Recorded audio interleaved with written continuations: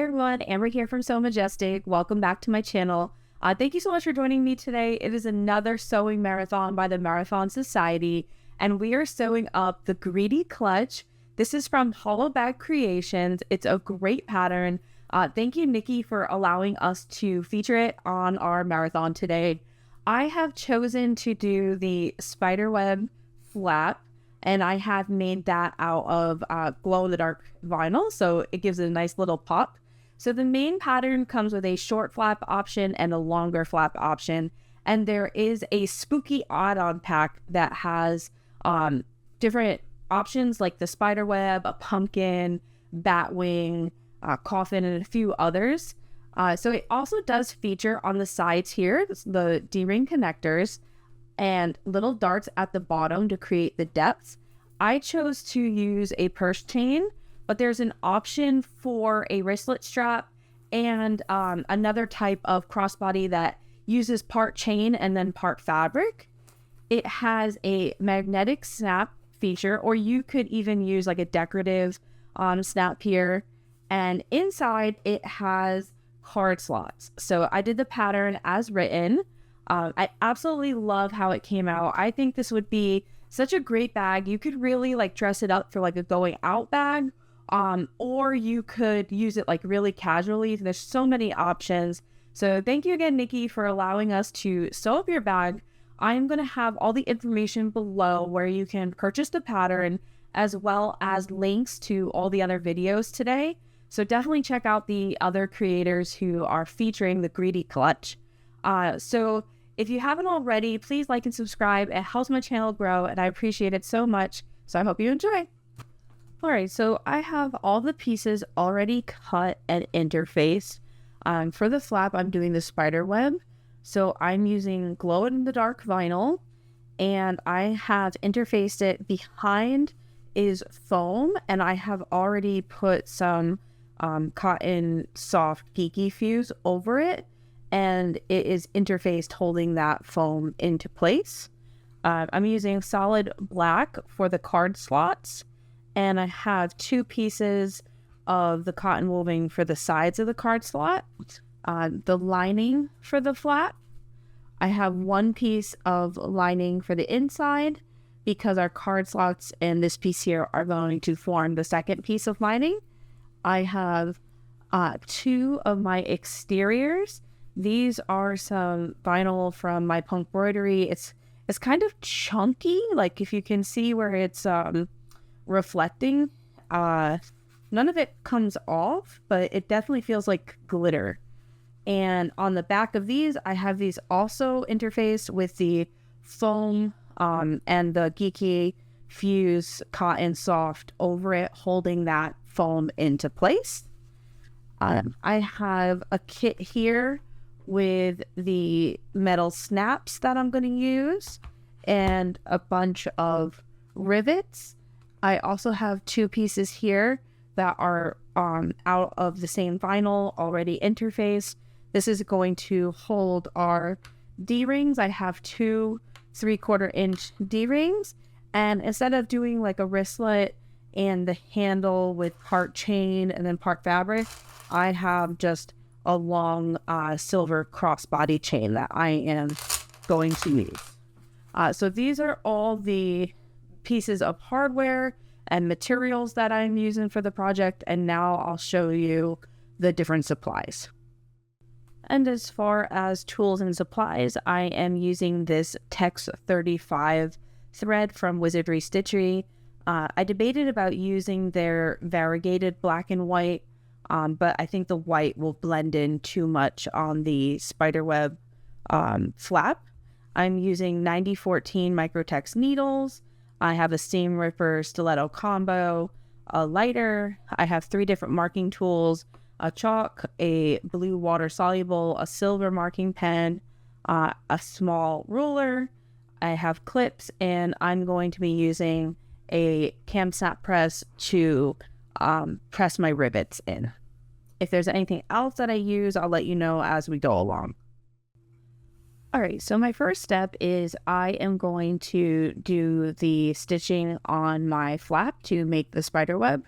I'm going to use a silver marking pen I did test it and it does wipe off with a baby wipe. I always test a silver marking pen because there's some vinyls that it does not wipe off of. So as long as I'm quick, it's going to wipe off. So there is a template that you punch out little holes and you connect all the lines. I don't want to give it away on camera, so I'm going to do all the lines off camera and come back and show you before I stitch. Okay, so I have drew all the lines on. It is very liquidy, and so you can see it smudges a little. I actually have 2 lines that are off because I thought a smudge was the dot. So this one here and this one I'm not sewing over. They'll just wipe off after. So I'm going to take this to the machine and I'm going to top stitch down each vertical line, back stitching at the beginning and the end. And then I am going to do the same going across the little curves of the spider web. And I just used a circular object to create those arches. And actually, I'm going to continue them up into this white space here, which I forgot to mark before putting the camera back on. And so when I get to the machine, I'm going to use a 4 stitch length and try to go nice and slow. I'm going to put on a Teflon foot, and if I need to hand crank, I'll hand crank. This is not going to be a raw edge, so it's okay if you backstitch at the end. It's not going to be seen. If you really want to tie it in the back, you could do that too, but that'd be a lot of tying, so I'm not going to do it for this one. I found it best to start at the top and work my way out when sewing along the spider web. Alright, so I just finished top stitching the spider web. You can see that I didn't follow the lines exactly perfect, so don't stress if you struggle or if your line waves a little bit. It's not super noticeable, and besides, it's a spider web. So I did run out of bobbin thread. I just wanted to show you how I fixed that. I just unpicked the stitches and ended up tying them off and then restarting, and it's not noticeable. There's no backstitch or anything there. I've only backstitched at the very ends. And so now I'm going to use a baby wipe to hopefully remove the silver marking pen. It is coming off. I am putting a little muscle behind it. If you use the silver marking pen on vinyl, you always want to test it first, and you never want to leave it for a long period of time. So I drew this and then sewed my spiderweb lines on immediately, because the longer it sits, the more likely it can become permanent, and you're not going to be able to get it off. And I'm really having to put some muscle into some, the silver marking pen, I only use it if the blue washable doesn't work, and it won't work on this vinyl. The vinyl eats it and doesn't release it, won't wash it off. And then the chalk pen, I wouldn't have been able to see the white chalk. So while the silver marking pen does work great, it can stain, so just being very, very mindful. All right, so I'm going to give it a little bit more muscle off camera, then I'll be back to continue our next step. So I finished cleaning off all of the silver marking pen, and now we're just left with the stitches. So I'm going to set this to the side for now because we do not need it at this time. Now we're going to work on the anchor points, or the anchor tabs. I have already put Decoville Light inside on. This is what is going to hold our D-rings on. So I'm going to take a piece of double-sided tape. This was something that I forgot to put in the materials in the beginning. It's not required. It's helpful to use it, but you could do the same exact steps without this, just using clips. So I'm trying to peel this up real quick, and we are going to fold our long edges down to the center. I already have the center marked from when I put on that Decoville. So I actually use double-sided tape and the clips. I find that not always do double-sided tape hold things. Depends on the double-sided tape. And this one is just from Dollar Tree right now. It works fine, but not as well as the one that I like from Amazon. But I haven't reordered that yet. So once you have them folded, there was a center line down the middle. So we are going to fold our short end to that center line. And I'm just using my best estimate kind of looking. You could redraw it after you fold your edges down. And I'm just clipping that side. And we're going to do the same over here. And this is just giving it multiple layers. We are going to rivet through this later. So you do want this to be sturdy because your D-rings are going to be on that. Your strap is going to hang off of it. So once you have that folded in, now I'm going to take it to the machine and top stitch all the way around the top. And I'm going to repeat the same exact steps for this. I'm going to do that off camera though, since it's the same exact way.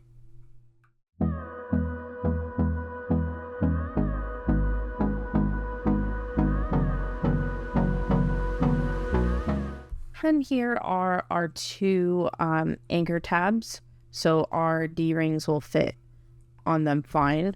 I'm going to set them to the side as well. And now you're going to need your card slot piece. I am using this cotton woven because we are going to be folding this multiple times and it's going to get rather thick. And then on the back, I have it interfaced down the center. And I am going to draw my lines on first on the back and then come back and show you because I don't want to give anything away on camera. All right, so I have my card slot piece here. I have put all the lines on. I use silver marking pen so I can see it both on the black and the white. And you can see that I have my interfacing only down the center. I even have the selvage because I just use every part always. I hate waste. And I've left it out of the seam allowance on the side just because they are going to get bulky and I'm sewing on a domestic. So I did not want to put the interfacing in the seams. So what we're going to do is we're going to put this right side up. You might see that there's already some folds. I had to do this first before trying to explain it. I always mess up card slots. They are so finicky to me. I have to really think about them. So that's why you see the wrinkles. All right, so our first line on the back, we are folding that towards the front. And you can take a ruler to help create that crease. If you are using a cotton fabric like I am, you could iron it. It gives that nice crisp edge. So if we folded towards the front on our first fold, now we are folding towards the back on our second fold. So again, I just like to use my ruler to help guide that. I had to lift this out here because this is a little bit longer. And I'm going to be using the same clips. So now I'm clipping that next fold in.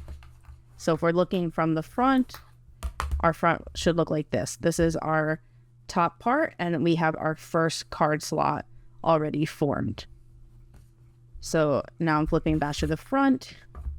On that next fold, I am putting my ruler just so I can get that nice crisp line, finger pressing it down. So the trick with card slots is always like fold to the front, fold to the back, and just rotating. Okay, so now the same thing here. This one we're folding to the back.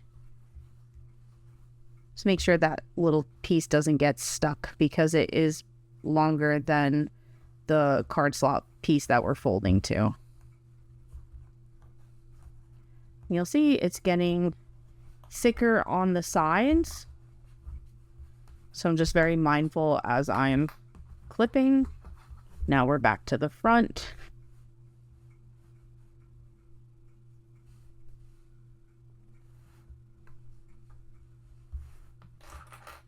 I'm actually going to add some clips. As we get further along, I'll use more and more clips. Okay, so if we're now looking to the front, we can see that our second card slot is there. We're going to form our next one.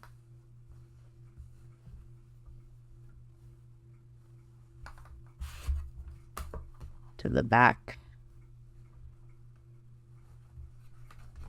Making sure that that piece doesn't get stuck. In this pattern, she has you starting at the top and working your way down. I sometimes think it can be easier starting from the bottom. It's why that piece I keep having to, like, this piece is longer, I keep having to pull that out. That doesn't happen if you start at the bottom, but I didn't try it, so you'll probably have to change the order of how you would fold this. So that one just went back to the back.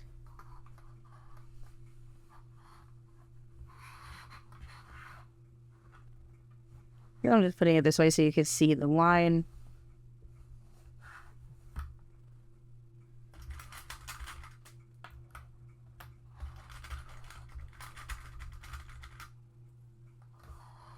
So each of these folds are creating where our card slots are going to sit in.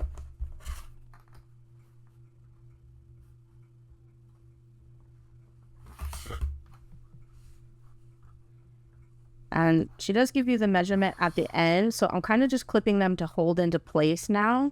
And at the end, I'll worry about really straightening them out, making sure that they all are even and aligned. Like I said, if you are using cotton, I do recommend pressing after each one of these. It is kind of a pain, to be honest, but you'll get that nice crisp finish and probably won't have to adjust as much. Okay, this is that last fold.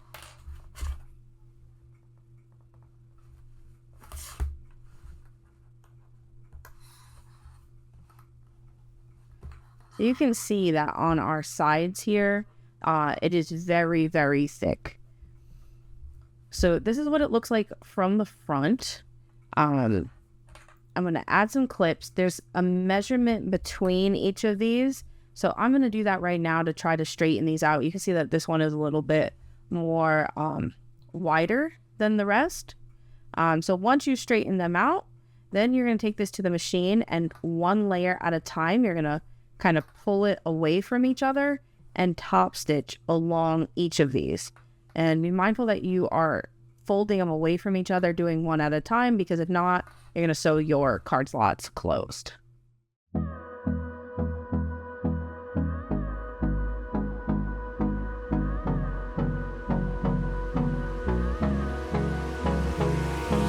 Hold me close till I get up.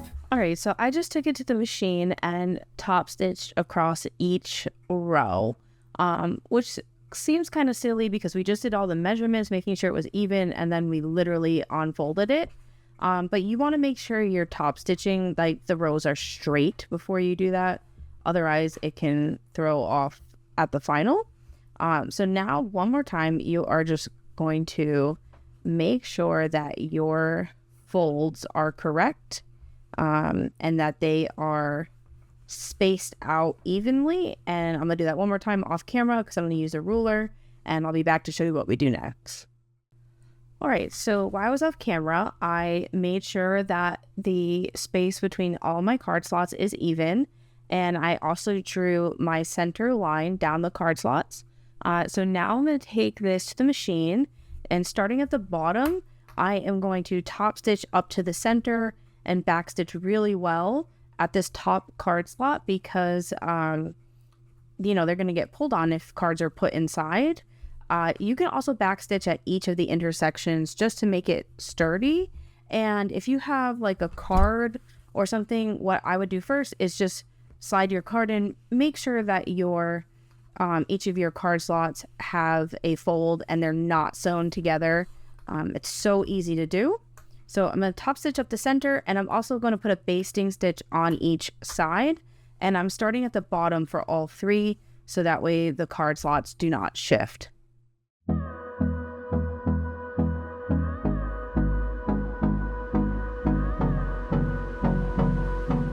All right, so I have just top stitched down the center, back stitch to make sure it's holding nicely. Our edges are basted. So now our next step is we are taking our lining piece 2 and we are putting them on the right and left side. I'm just making sure that I didn't have my print upside down. You can see that mine is a little bit longer, so I have a lot of extra down at the bottom. So I'm going to align my sides with the top, and then I can trim this down afterward, and we're going to have to cut into it to create where we're going to pleat it at the bottom anyways. So these are right sides facing together, and I'm going to take this to the machine and stitch down at the given seam allowance. And then once I sewed it down at the given seam allowance, I am going to open these, press these open, and then top stitch down each side. So I'm going to do those both steps at the same time.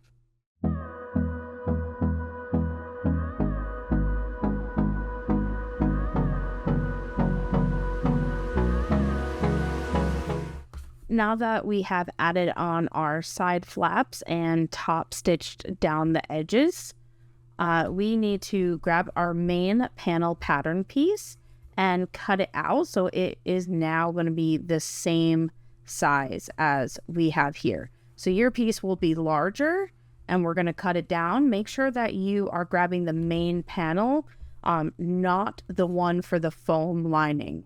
So just be mindful, you don't want to cut it down too small, and that's like really easy to do. So I'm going to trim it down off camera so I don't show the pattern piece. All right, so we have just trimmed up our next lining. So now we have our 2 linings for the interior, and I'm going to set them to the side. We are going to need our lining for the flap and our regular flap piece next. Okay, so first we're going to start with our lining. I used the spider web pattern piece to mark where our magnetic snap is going to go. You could also use the regular piece and put 2 magnets if you want. It's nice that you have that option. I think the one will be fine. So I have marked that center, and I bought this kit off of Amazon. It's the first time I'm using it. But it's like the same style as all the rivets and stuff that I've bought, so I think it's going to be fine. I didn't realize that it has like tape holding it close. Perfect. Okay, so it comes with 60 pieces. So I am grabbing one of the silver, because I'm using silver hardware. And I'm making sure that I grab both the male and the female piece. You can see how they're separate. They're going to come together like that. And I'm making sure there's little washers in here. The washers are what also helps hold them into place. So I'm grabbing 2. The other snap is going to get put on the exterior, installed on the exterior. So what I like about these is what I do first with the little washer. The hole that I have, or the marking that I've already made, I line up the center hole with it. And I am just marking the 2 slits down the side, because that is where the little legs need to go through. And I'm going to use the one that has the little circle that sticks out for this one. So I'm just going to set the other piece to the side for now. And I'm going to cut through these little slits here. And I like to use my seam ripper, just punch through enough and then just gently push. You don't want to push too far, you'll rip all the way through your fabric. You can also use scissors and cut. It's just such a small mark. So I just wiggled it a little bit. So now I am sticking the little legs through those slices. And another thing that I'm going to use is fray check. This was something that I forgot to include in the materials and supplies. Because I'm using cotton woven, I'm going to add some fray check here. I just don't want that coming loose at all. If I am using vinyl water resistant canvas, anything like that, you don't need the fray check. That should not fray. Okay. And now the other thing that I do before putting the washer on and bending back the prongs, I want to protect the fabric. So when I was talking earlier how I keep all sorts of different scraps and such, this is an example of water resistant or waterproof canvas. And I'm actually going to mark the two little slits. I'm going to fold this in half, and I'm going to use this as like an extra washer on top of the metal washer. So this just provides an extra barrier. You could also put like on the cotton woven, like some extra interfacing, some Decoville light, even fleece, just to give it a little bit more. Okay, so what I'm doing, so I'm going to put that regular washer on, and then I'm going to slip this over it. So now I have like another barrier that this would have to tear through in order for this to come loose. And I press my prongs going out. I know some people do turn them in. I think it creates it bulky, and I don't necessarily think it creates it where it's going to make it any more secure. And now if you have a piece of duct tape, I don't have duct tape, I'm just going to put a piece of painter's tape over this just to kind of help protect the prongs from rubbing. Even though it's going to be against this backside here, I don't think it's going to be a problem, but it's a good practice to put a piece of tape over it. So I put the piece of tape over it. So now I'm going to flip my lining right side facing up. I need my flap exterior, and I'm going to put that right side's facing down. And I'm lining up the top first. I'm going to clip that, and then I'll clip all the edges. We're going to leave this top open because we have to turn through there, but we are sewing all the way around all the points. The seam allowance is given in the pattern. Just make sure that you go slow and take your time. The foam it's out of the seam allowance, but it still might add a little bit of puffiness. So just be mindful of that as you're sewing. So now I'm going to take this to the machine and stitch all the way around the bottom of the spider web, leaving this top open so we can turn through.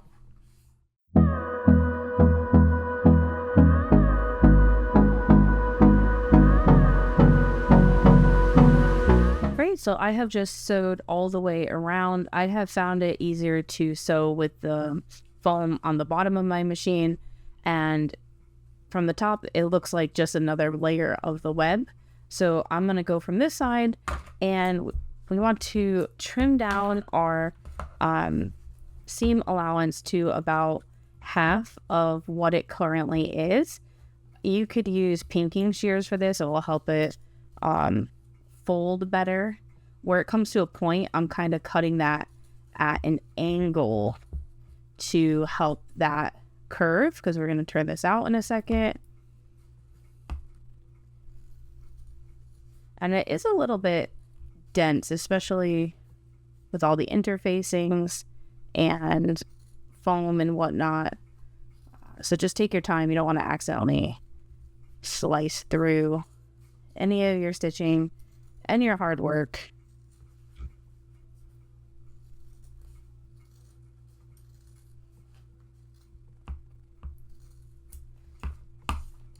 Right, so now we are going to turn it right side facing out. Shouldn't be too bad. So that thick of a piece, but I think the hardest part is going to be the the little points of all the spider web. So I'm just using my hand for right now, and then once I have it mostly turned, I am taking a chopstick, or you can use some type of turning tool. Just make sure it's not pointy where it's going to poke through your stitching at the edges. But I'm just using it to poke out every little piece, or every little, I don't know what do you call it, not corner, but of the spider web.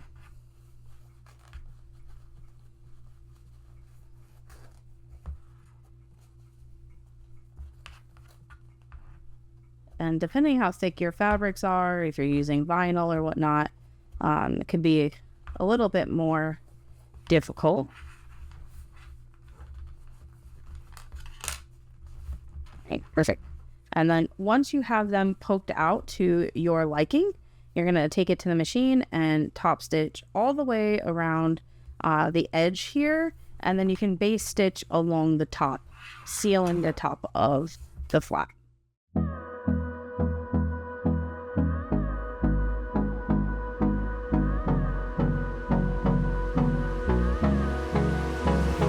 Alright, so I just finished top stitching the flap. The only thing is, I didn't think about it. I really should have pivoted on this bottom line. I was just so focused on top stitching. So that's just something to be mindful of. So now I'm going to set it to the side and grab my exterior panels.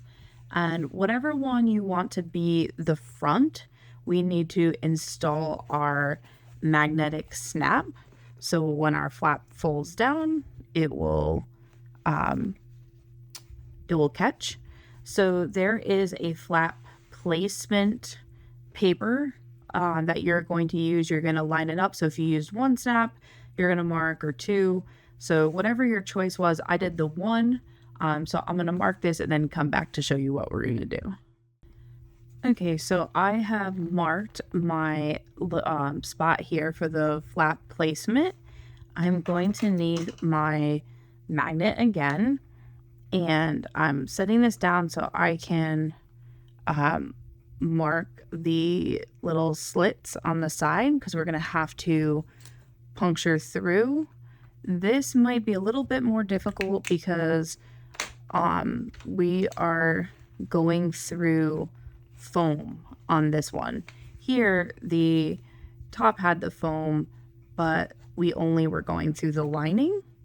So again, I am going to try to do it with my seam ripper and then see how it goes.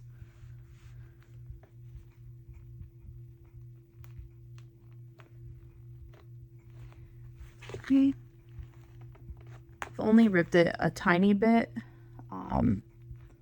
I'll see if I need to do more, but I'd rather do less than more. Okay, so I have the slits through it, or I believe I do.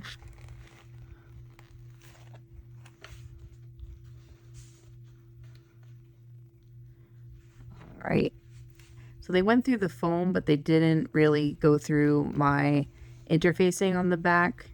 So I am just using the seam ripper again to kind of help go through there. I'm not going to add the waterproof canvas washer because this has so much foam behind it. It already forms a protective layer. So I'm just putting the metal washer on, bending the prongs back. Right, and this is what it looks from this side. when our flap is done and everything's sewed on, it will come around and connect perfectly. All right, so I'm going to set that aside and grab my next part. All right, so this is our front exterior. If you want to put your label anywhere in the pattern, she puts it on the back piece. You want to do that now. What we're doing is we're going to attach our flap. This is my back exterior piece. So I'm just folding to find my center. And I'm going to take my flap. I'm going to fold that as well to find my center. It should be where all your threads are coming together if you're doing the spider web, but if not, you want to find the center. So you are going to put them right sides together. So my spider web is touching the exterior vinyl, and I am clipping at the center. And I'm going to take this to the machine and baste it into place. All right, so I have my flap basted into place. Definitely just want to be mindful. There's a lot of foam right there, so it might give you a little bit of trouble. So now we need to sew our corners. So we are going to match them up right sides together. So exterior to exterior. And my interfacing is a little bit longer than it should be. So I'm just double checking to make sure that I have it lined up where it needs to be. And so we are doing this for both exterior panels and our lining panels. So they have the same cutout. The only difference is the seam allowance is different. So be mindful, double check your pattern to make sure that you are sewing at the correct seam allowance for each of these. And I'm going to clip the rest off camera and take it to the machine, and I'm going to stitch from this side here, from the wrong side, at the given seam allowance across all four corners of my exterior and lining fabrics.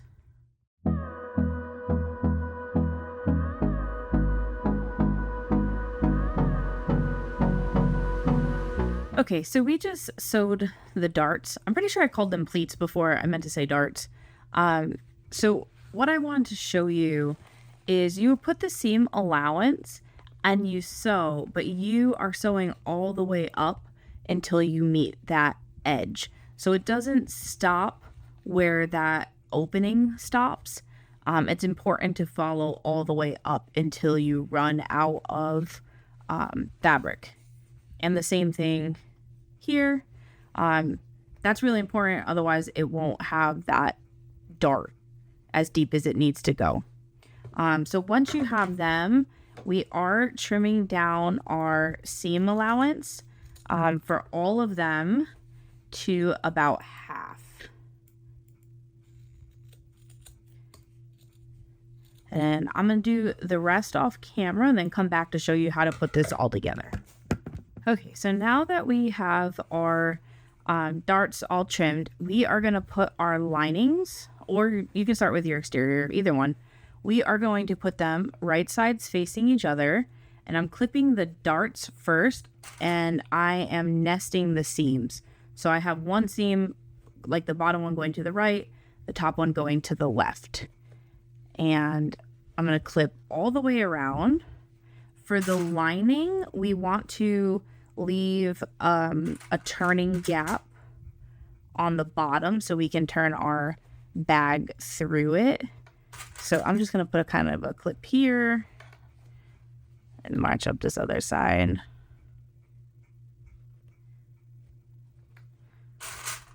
I always accidentally sew my linings together, and I can't tell you how many times I have to unpick that turning hole. So I like to try to put only the 2 clips and remind myself to leave that open. And we're going to repeat the same exact thing for the exterior, except this time we don't need to leave a turning hole. So I'm going to clip all the way around. And I'm clipping, and because I'm going to sew these together at the same time, bring them both to the machine. But you want to check your pattern because there's very specific instructions. For the exterior panels, we have a consistent seam allowance around the entire exterior of the bag, and we are not leaving a turning hole. So when I take this to the machine, I'm just going to sew starting on one side, go all the way around, backstitching and stopping at the end. So for the lining, I'm going to start at the same seam allowance, but after I get about 1 inch down, I'm going to increase my seam allowance. And this is to help make your lining not so baggy. And I'm going to backstitch at this clip, leave about a 5-inch opening, start sewing again here with a backstitch, continue with that thicker seam allowance, and then taper back down to the smaller seam allowance when I get to this top corner here.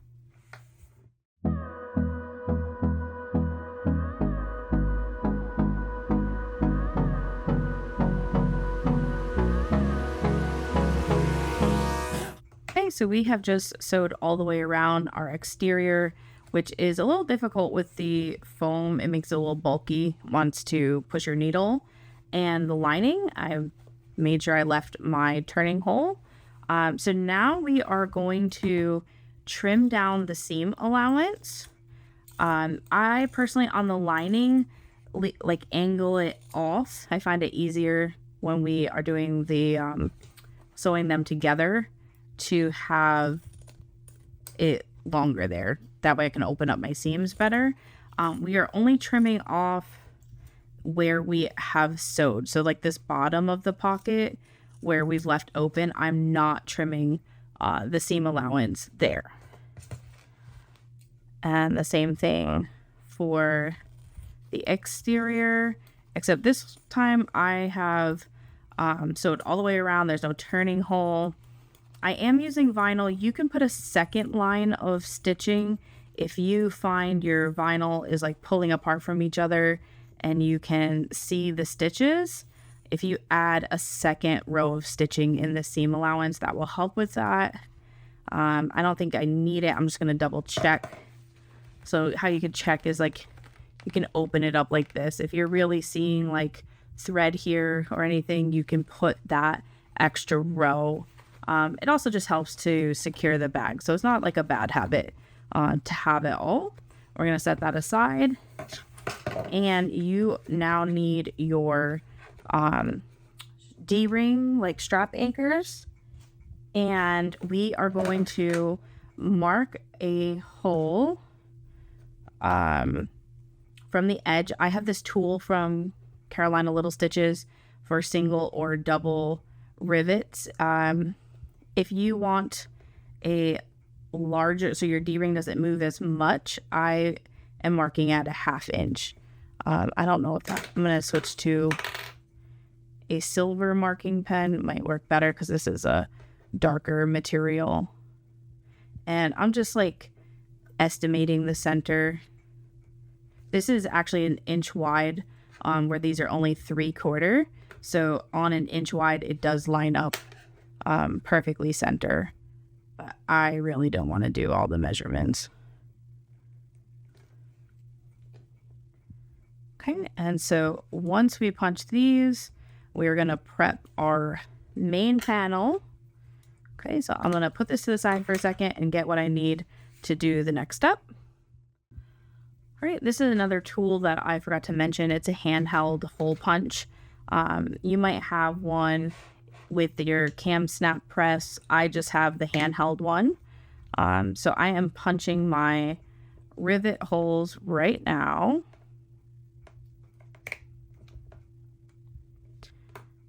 Do the same here. And this is for a single rivet. I'm still debating if I want to add two. This is going to hold our D-rings on, and secure our strap. And honestly, I get really worried about only rivets holding on. So I think I might mark out a second hole and do double rivets for each of these. Okay, so I did a few things off camera. I put a second rivet hole into each of the strap anchors, and I have turned my exterior piece right side facing out because we have to measure a certain amount down on the exterior, and you are lining up your tab with that line that you're going to draw. And for me, the material that I'm using was very hard to draw a line, so I kind of just held this in place and took the silver marking pen and just drew through both of those holes to get my marks. And then I have punched out my rivet holes on each side here. So I have 4 holes total. We're gonna line up.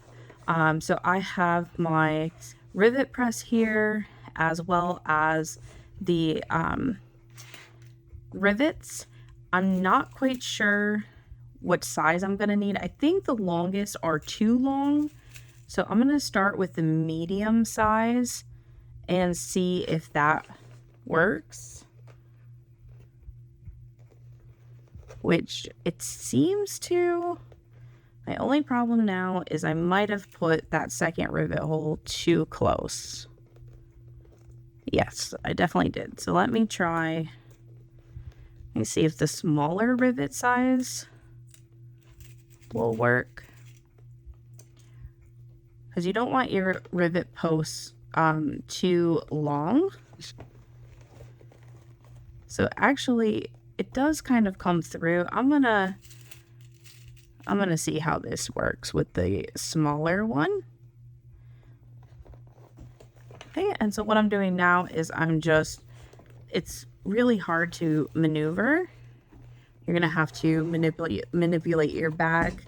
But I am putting the the rivet head into my press, making sure that it is centered in the bottom, and then pressing down. And you can feel it like pop into place if you are using a rivet press. You can also use a hammer or an arbor press. I've done that as well. So now when I put the smaller rivet in, they fit fine side by side. So that's definitely something you want to check before you go punching holes. Okay. And so now for this one, I'm going to press on the outside because I want to make sure that I'm not denting that second rivet. I'm sorry, this is so hard to show on camera, but I just maneuvered to make sure that it was in the correct spot. Okay, and now that one is pressed into place. So we're gonna put our D-ring on and then continue the process for this other side and for the tab on the other side of the bag. So normally I sew my D-ring connectors like right into the seams because then I can backstitch over them. I'm just always so afraid that rivets aren't going to hold, and if they're pressed properly they will. I just don't always trust my own ability with rivets. But I do think now that I've gotten the cam press, it's much better because you can really feel them snap into place, where before when I was using a hammer or an arbor press, it wasn't as easy, because even the arbor press you can feel the rivet snap into place, but you're still using the hand setting tool, so it's very easy if it's at an angle to accidentally dent the rivet or press it at an angle. All right, so all 4 rivets are pressed nicely on this side. So I'm going to repeat the same off camera on this other side, adding my D-ring into the edge there. Okay, so I have just finished pressing the rivets on each side. I feel really good that they are double rivets. I just feel like it makes it more secure. I tend to really put a lot of weight into my purses. So I'm going to poke out the bottoms here, if you didn't do that already, because now we're going to add our lining. Another thing is, if you wanted to use these D-ring tabs and sew them into your seam, you could do that as well. But I wanted to do it as the pattern was written and be brave and get over my fear of the rivet. So I'm excited to use this purse and see how it works out. So now we need to attach our exterior and interior. So we are going to put our exterior inside of our lining. I want my card slots on the back. So I am making sure that I put my flap to the back against the side that has the card slots. So the exterior is a little bit bigger, so we're gonna have to like really smush this down in. And you want to definitely make sure that your flap is tucked in here. And it's easiest to line up our sides first. This is why I left those side seams a little bit longer, so I can butterfly them open. You could also nest them, have them one way going to the left, one way going to the right. I prefer the top ones here to butterfly them open when I can. Just helps with the bulk. Okay, and so if you have marked your centers, you could then line up your center. I did not mark the centers for both. So what I tend to do is kind of just pull across and tighten it. And I'm going to clip along that top edge.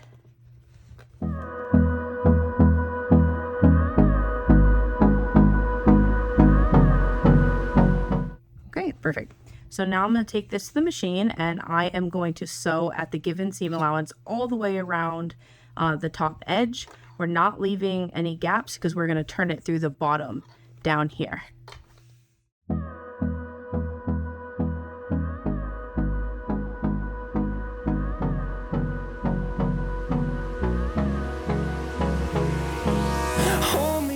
All right, so I have just sewed all the way around that top edge. And so now we just turn our bag right side out. It is vinyl, so I'm going to try to do it on camera. I might have to take it and hit it with a blow dryer. I'm hoping not, but I don't want to also bust open my seams in the lining.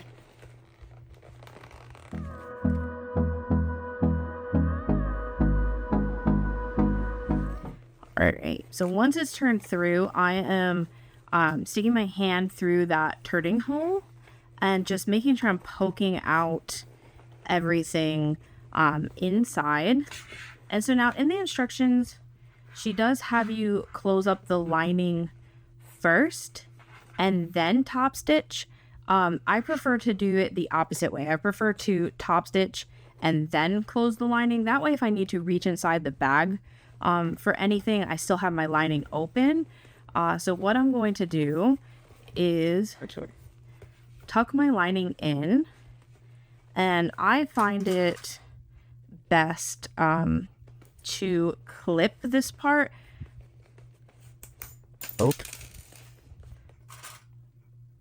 It's really thick right there. I'll clip that last then. That is the where the side panels come together. And so sometimes I like to leave this open because I can reach my hand up here and really get a crisp edge. So if you're having trouble getting a crisp edge and your lining is still open, you could stick your hand in and do that. You could also put a turning tool to help poke it out. So that's my suggestion and why I always sew up my linings after the top stitching as like the final step. Well, hopefully this one doesn't break, but all right, I'm just giving my flap a pull to kind of straighten it out on the back here.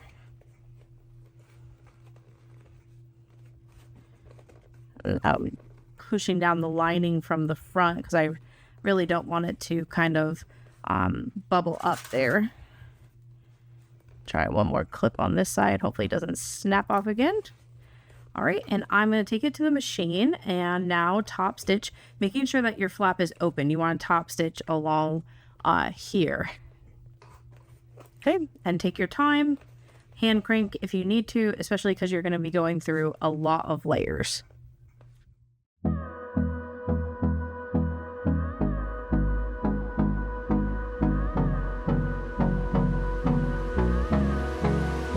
So I have just top stitched all the way around the bag. I think it looks pretty good. Honestly, I was really nervous because I'm using black thread on white. There, it would have been great to have variegated because it's so noticeable. But honestly, I think it came out pretty good. I'm very happy. Everything's poked out down here. So now I'm going to pull my lining out and close up the bottom. And how I do that is I just put my fingers in at each side and kind of tug gently, and the lining usually just kind of rolls onto itself. So I like marking the edge so I know, or putting a clip right on the edge where I need to sew up until. So now I'm going to take it and just top stitch this close. I usually go as close to the edge as possible to hide the stitching. Right, so I have just stitched my lining close. I just need to take like a wet paper towel and wipe off the chalk line, but I'm going to do that after. Okay, and I am tucking my lining in, and it fits super nice into the corners that where those darts were, and then especially making that deeper seam allowance really helps. So super happy with how it looks like, or how it looks. The card slots fit perfect. I have this is one of the templates I was talking about that can help you make card slots from Carolina Little Stitches. So again, just making sure my magnet lines up, which it does. It looks great. So here it is from the top, and then the last step is just attaching our purse chain. And again, you can make this with the wristlet. There's another step of what she does where it's like part purse chain and then part material, but I just like the long chain. It also saves me time with sewing. All right, so we have just finished up our greedy clutch. I absolutely love how it turned out. I think it looks so awesome with the spider web, and having all the card slots in there is so convenient. There's plenty of space for my phone, and if I even wanted a wallet or anything else there. Thank you, Nikki, for allowing us to feature it. If you haven't already, please like and subscribe. It helps my channel grow. And definitely check out all the other creators today that are featuring the greedy clutch on their channel. Enjoy. See you next time. Bye.